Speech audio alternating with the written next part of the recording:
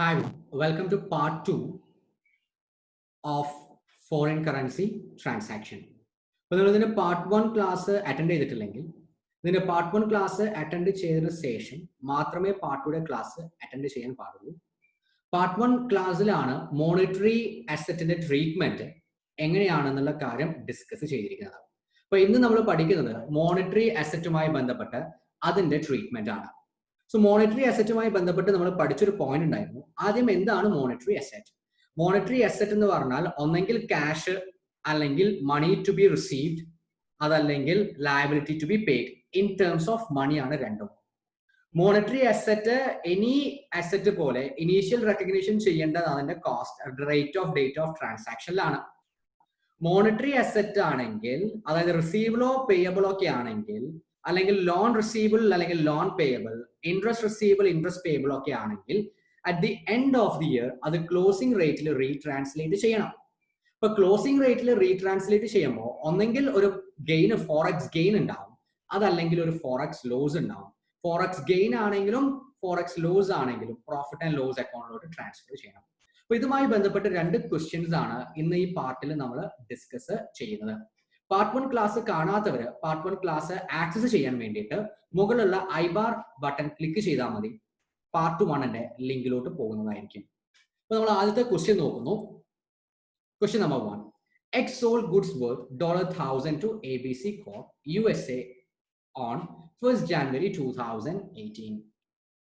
The transaction is settled, that is, amount is received on 15th April 2018. X Limited financial year end is 31st March. Record necessary journal entries using the following rates. Journal entries കാണിക്കാനാണ് record ചെയ്യാനാണ് പറഞ്ഞിരിക്കുന്നത്. Date 1st January 2018 50 rupees per dollar, 31st March 2018 52 and 15th April 2018 51. അപ്പോൾ നമുക്ക് ഇതിന്റെ journal entry നോക്കാം. X Limited sold goods worth of $1,000 to ABC Corporation on 1st January 2018. ഇപ്പൊ journal entry start ചെയ്യുന്നത് 1st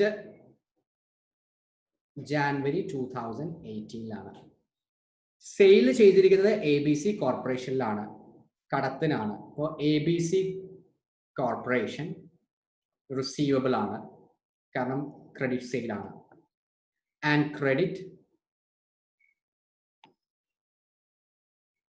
credit sales അല്ലെങ്കിൽ revenue. $1,000 ആണ് amount.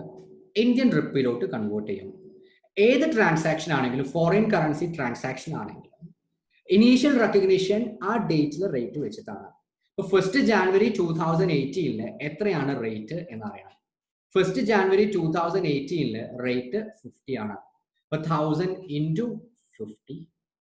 ഇപ്പൊ record ചെയ്യുന്നത് റുപ്പീസിൽ 50,000 debit and 50,000 credit. Sale record ചെയ്ത് കഴിഞ്ഞു.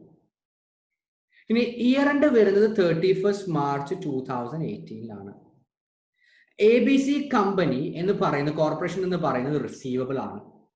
റിസീവബിൾ എമൗണ്ട് അല്ലെങ്കിൽ asset to be received in terms of money ആണ്, ക്യാഷ് ആയിട്ട് തന്നെ കിട്ടുന്നതാണ്. അപ്പൊ ഇത് എന്ത് അസറ്റാ? മോണിറ്ററി ഐറ്റം ആണ്. അസറ്റ് അല്ല, മോണിറ്ററി ഐറ്റം ആണ്. അപ്പൊ മോണിറ്ററി ഐറ്റം ആണെങ്കിൽ ഇയർ എൻഡിൽ റീട്രാൻസ്ലേറ്റ് ചെയ്യണം. അപ്പോ അതെങ്ങനെയാണ് റീട്രാൻസ്ലേറ്റ് ചെയ്യുന്നതെന്ന് ശ്രദ്ധിച്ച് കേൾക്കുക. റീട്രാൻസ്ലേറ്റിംഗ് മോണിറ്ററി ഐറ്റം, അതായത് റിസീവബിൾ, ABC കോർപ്പറേഷൻ റിസീവബിൾ. ഏത് റേറ്റിൽ റീട്രാൻസ്ലേറ്റ് ചെയ്യണം? ക്ലോസിംഗ് റേറ്റിൽ. എത്രയാണ് എമൗണ്ട്? $1,000. എത്ര ക്ലോസിംഗ് റേറ്റ് എന്ന് നോക്കുക. ക്ലോസിംഗ് റേറ്റ് എത്രയാ? 31st March 18, year end 52. അപ്പോൾ ഇൻറ്റു 52 എന്ന് പറഞ്ഞിട്ടുണ്ടെങ്കിൽ ഈ ABC കോർപ്പറേഷൻ എന്ന് പറയുന്ന ഈ റിസീവബിളിന്റെ ബാലൻസ് 52,000 ആയിരിക്കണം.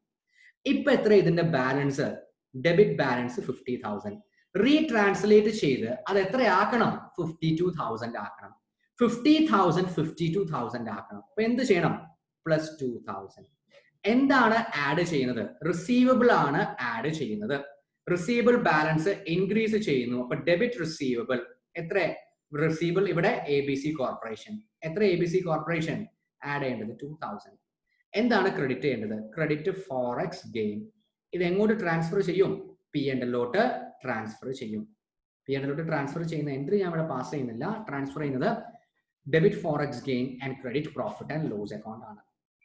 ക്ലിയർ ആയെന്ന് വിചാരിക്കുന്നു ഈ 2000.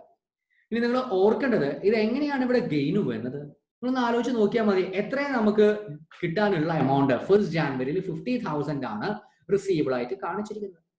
31st March 18 അത് റീട്രാൻസ്ലേറ്റ് ചെയ്തപ്പോൾ എമൗണ്ട് എത്രയായിട്ട് മാറി? 52,000 ആയി. 50,000 ജാനുവരിയിൽ റിസീവ് ചെയ്യാനുള്ളത് 31st March റീട്രാൻസ്ലേറ്റ് ചെയ്തപ്പോൾ എമൗണ്ട് കൂടി 52,000 കിട്ടാനായി. അതെന്താ ഈ 2,000 കൂടിയത്? ഫോറിൻ കറൻസിയിലെ ആ ഫ്ലക്ച്വേഷൻ നമുക്ക് ഗെയിൻ ആണ്, കൂടുതൽ എമൗണ്ട് കിട്ടുന്നു, അതുകൊണ്ട് ഫോറക്സ് ഗെയിൻ വന്നു. ക്ലിയർ? നെക്സ്റ്റ്, പിന്നീട് സംഭവിച്ചിരിക്കുന്നത് 15th April പേയ്മെന്റ് ചെയ്തു. ഇപ്പൊ ക്വസ്റ്റ്യൻ നോക്കിയാൽ മതി. 15th April പേയ്മെന്റ് ചെയ്തു. 15th April 2008 പേയ്മെന്റ് ചെയ്യുമ്പോൾ എൻട്രി നമുക്ക് ക്യാഷ് റിസീവ് ചെയ്യുന്നു, ഡെബിറ്റ് ക്യാഷ്. റിസീവബിൾ ആണ് പേയ്മെന്റ് ചെയ്യുന്നത്, ക്രെഡിറ്റ് റിസീവബിൾ. എത്രയാണ് ഇപ്പൊ റിസീവബിളിന്റെ ക്യാരിങ് എമൗണ്ട്? ആദ്യം 1st January 50,000 ആയിരുന്നു. 31st March ആയതോടുകൂടി നിങ്ങൾ ഒരു എൻട്രി പാസ് ചെയ്തു, ഡെബിറ്റ് റിസീവബിൾ 2,000. ആ 50,000 എത്രയായി? 52,000 ആയി. ഇപ്പൊ 2,000 കൂടി. ഇപ്പൊ എത്രയാണ് റിസീവബിളിന്റെ ബാലൻസ്? 52,000 ഉണ്ട്. അത് എൻറ്റയർലി ക്യാൻസൽ ചെയ്യുന്നു. ഡെബിറ്റ് ക്യാഷ്, എത്രയാണ് ക്യാഷ് റിസീവ് ചെയ്യുന്നത്? $1,000 ആണ്. എത്രയാണ് ഈ 15th April അന്നത്തെ റേറ്റ്? 51. അപ്പൊ എത്ര ക്യാഷ് റിസീവ് ചെയ്യുന്നത്? into ₹51, that is 51,000. ഒരു ഡിഫറൻസ് ഉണ്ട് 1000. ഈ ഡിഫറൻസ് ഡെബിറ്റ് സൈഡിലാണ്. ഫോറക്സ് ലോസ് വന്നു. ഇത് എങ്ങോട്ട് പോകും? പ്രോഫിറ്റ് ആൻഡ് ലോസ് അക്കൗണ്ടിലോട്ട് പോകും. എൻട്രി ഞാൻ ഇവിടെ എഴുതുന്നില്ല, ലോസ് ആയതുകൊണ്ട് P&L ഡെബിറ്റ് ചെയ്യണം. Debit P&L and credit forex loss. ഇപ്പൊ ഇവിടെ നോക്കേണ്ടത് ഇവിടെ എന്തുകൊണ്ട് ലോസ് വന്നു? നിങ്ങൾക്ക് 52,000 ആണ് 31st March 18 കിട്ടാനുള്ളതായിട്ട് കാണിച്ചിരിക്കുന്നത്. 15th April ആയപ്പോ നിങ്ങൾക്ക് എത്ര കിട്ടിയത്? 51,000 കിട്ടിയത്. ഒരു 1,000 കുറഞ്ഞു. 1,000 കുറഞ്ഞത് എന്തുകൊണ്ടാ? ആ ഫോറിൻ കറൻസിയിലുള്ള ഫ്ലക്ച്വേഷൻ കാരണം. മൊത്തം ടോട്ടൽ നോക്കുകയാണെങ്കിൽ ഒരു പക്ഷേ നിങ്ങൾക്ക് ഇവിടെ ലോസ് ഒന്നും ഉണ്ടായിട്ടില്ല, പ്രോഫിറ്റ് ഉണ്ടായിട്ടുണ്ട്. 2,000 പ്രോഫിറ്റും 1,000 ലോസും, നെറ്റ് ഇപ്പോഴും 1,000 പ്രോഫിറ്റ് ആണ്. അത് എങ്ങനെ 1,000 പ്രോഫിറ്റ് വന്നത്? 50,000 ആയിരുന്നു, റിസീവ് ചെയ്തത് 51,000 ആണ്. ബട്ട് ഇത് ഇങ്ങനെയാണ് ചെയ്യേണ്ടത്. AS ലെവലിൽ എത്തുമ്പോൾ മോണിറ്ററി ഐറ്റം ആണെങ്കിൽ ഇയർ എൻഡിൽ അത് റീട്രാൻസ്ലേറ്റ് ചെയ്യണം. റീട്രാൻസ്ലേറ്റ് ചെയ്യേണ്ടത് ക്ലോസിംഗ് റേറ്റിലാണ്. അപ്പോൾ എക്സ്ട്രാ വരുന്ന ഐറ്റം ഒന്നുകിൽ ഡെബിറ്റ് ചെയ്യുക, അതല്ലെങ്കിൽ ക്രെഡിറ്റ് ചെയ്യുക. ബാലൻസ് ഫോറിൻ ഗെയിൻ ആവാം, ലോസ് ആവാം. Clear? Okay, moving forward to the next question. Question number 2. Sunshine Company imported raw materials worth $9,000 on 25th February 2018 when the exchange rate was ₹44 per dollar. The transaction was recorded in the books at the above mentioned rate. Payment for the transaction was made on 10th April 2018 when the exchange rate was ₹48 per dollar. At the year ended 31st March 18, rate of exchange was ₹49 per dollar.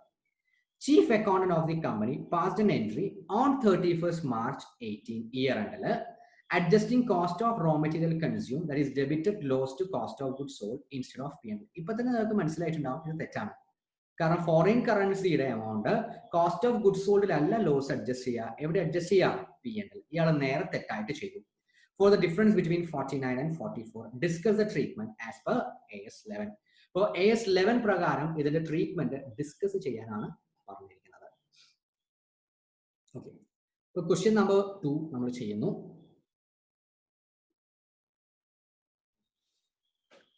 One by one ആയിട്ട് നമ്മൾ journal entry pass ചെയ്യാൻ പോവാണ്. Sunshine company imported raw material worth $9,000 on 25th February 2018. ഇപ്പോൾ raw material import ആണ് ചെയ്തിരിക്കുന്നത്. അപ്പോൾ purchase ആണ് 25th February 18 ഇപ്പോൾ ജേർണൽ എൻട്രി പാസ് ചെയ്യുന്നു 25th February 2018. പർച്ചേസ് ആണ്, debit purchase and credit trade payable. നമ്മൾ ഇന്ത്യയിലായതുകൊണ്ട് നമുക്ക് അറിയേണ്ടത് റുപ്പി ടേം ആണ്. $9,000 ആണ്. ഒരു transaction initially foreign currency transaction record ചെയ്യുന്നത് ഡേറ്റ് ഓഫ് ട്രാൻസാക്ഷന്റെ റേറ്റ് വെച്ചിട്ടാണ്. 25th February ആണ് ഡേറ്റ് ഓഫ് ട്രാൻസാക്ഷൻ. അന്നത്തെ റേറ്റ് 44 ആണ്. അപ്പോൾ ഇൻറ്റു 44. അപ്പോൾ 9000 ഇൻറ്റു 44 എത്രയാണ് നിങ്ങളുടെ കാൽക്കുലേറ്റർ യൂസ് ചെയ്യുക? 3,96,000 റെക്കോർഡ് ചെയ്ത് കഴിഞ്ഞു. നെക്സ്റ്റ് ഇയർ എൻഡ് ആകുമ്പോൾ 31 മാർച്ച് 18 ആകുമ്പോൾ ഇതിൽ വല്ല മോണിറ്ററി ഐറ്റം ഉണ്ടോ എന്ന് നോക്കണം. മോണിറ്ററി ഐറ്റം എന്ന് പറഞ്ഞാൽ ഒന്ന് ക്യാഷ് ഇല്ല. നെക്സ്റ്റ് എമൗണ്ട് അല്ലെങ്കിൽ asset to be received in amount of money, asset ഇതിലില്ല, പർച്ചേസ് എക്സ്പെൻസ് ആണ്. Liability to be paid in terms of അല്ലെങ്കിൽ in amount of money, liability pay ചെയ്യാനുണ്ട്.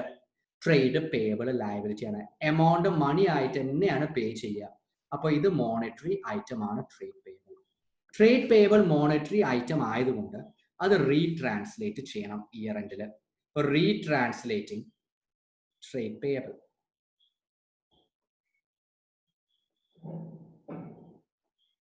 Closing rate.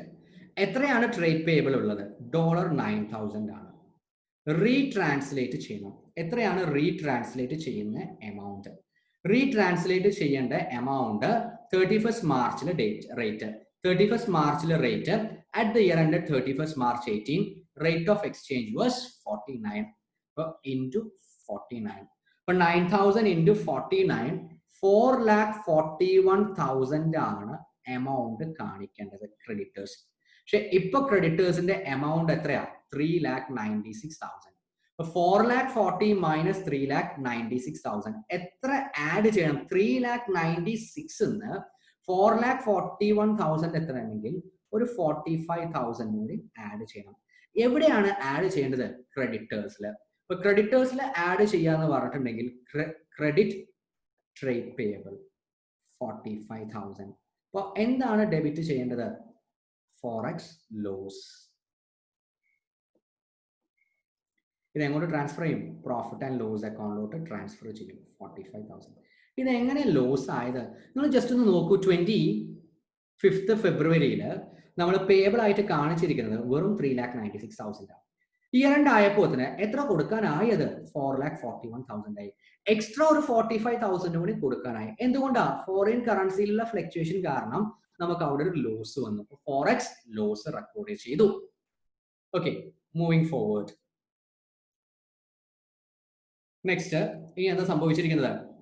പേയ്മെന്റ് എന്നാ കൊടുത്തത്? The payment for transaction was made on 10th April 2018.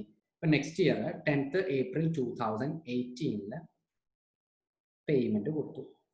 ഇപ്പൊ debit trade payable payment make ചെയ്യുന്നു. Debit trade payable സെറ്റിൽ ചെയ്തു. Liability ഇല്ലാതായി, അതുകൊണ്ട് credit cash അല്ലെങ്കിൽ ബാങ്ക്.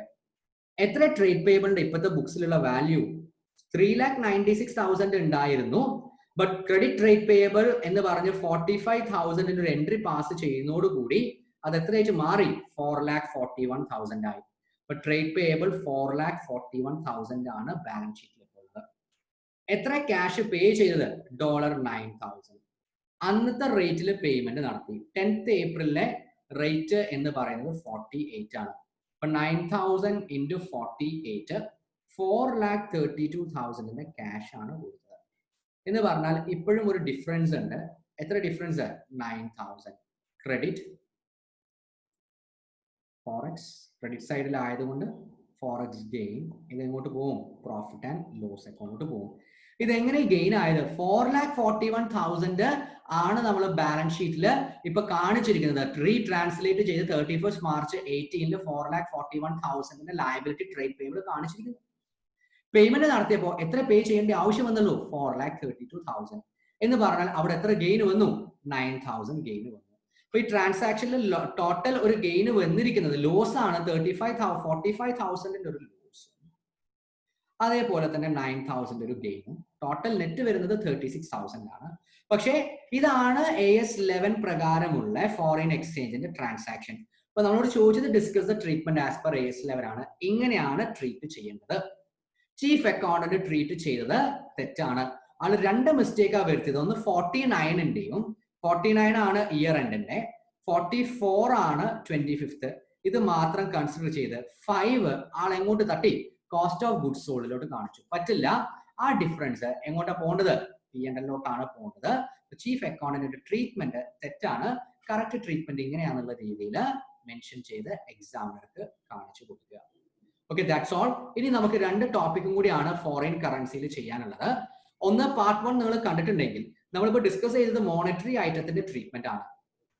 നെക്സ്റ്റ് ഇനി integral foreign operation as well as non integral foreign ഓപ്പറേഷന്റെ റീട്രാൻസ്ലേഷനും forward contract on purpose ആണെങ്കിലും സ്പെക്കുലേറ്റീവ് പേർപ്പസ് ആണെങ്കിലും അത് എങ്ങനെ ട്രീറ്റ് ചെയ്യണം എന്നുള്ള 2 പ്രോബ്ലംസ് കൂടി ചെയ്യുന്നതായിരിക്കും. അപ്പൊ ആ 2 പാർട്ടായിട്ടായിരിക്കും ഞാനത് അപ്ലോഡ് ചെയ്യുന്നത്. അപ്പൊ കറക്റ്റ് സമയത്തിന് അപ്ലോഡ് ചെയ്ത വിവരം അറിയാൻ വേണ്ടിയിട്ട് നിങ്ങൾ ഈ ചാനൽ സബ്സ്ക്രൈബ് ചെയ്യുക. അതോടൊപ്പം തന്നെ നോട്ടിഫിക്കേഷൻ ബാർ ഓൺ ആക്കിയിടുകയും ചെയ്യുക. അങ്ങനെയാണെങ്കിൽ ഇനിയും നിങ്ങൾക്ക് ഓരോ അക്കൗണ്ടിങ് സ്റ്റാൻഡേർഡ്സും അതേപോലെ ബാക്കിയുള്ള CMA ഇന്ററും CMA ഫൈനലും അതേപോലെ തന്നെ ബാക്കിയുള്ള അക്കൗണ്ടിങ്ങുമായി ബന്ധപ്പെട്ട കാര്യങ്ങൾ അപ്ലോഡ് ചെയ്യുന്ന സമയത്ത് നിങ്ങൾക്ക് ഇത് യഥാസമയം അറിയാൻ പറ്റും. Thank you for learning with Basil Neelambra. All the best.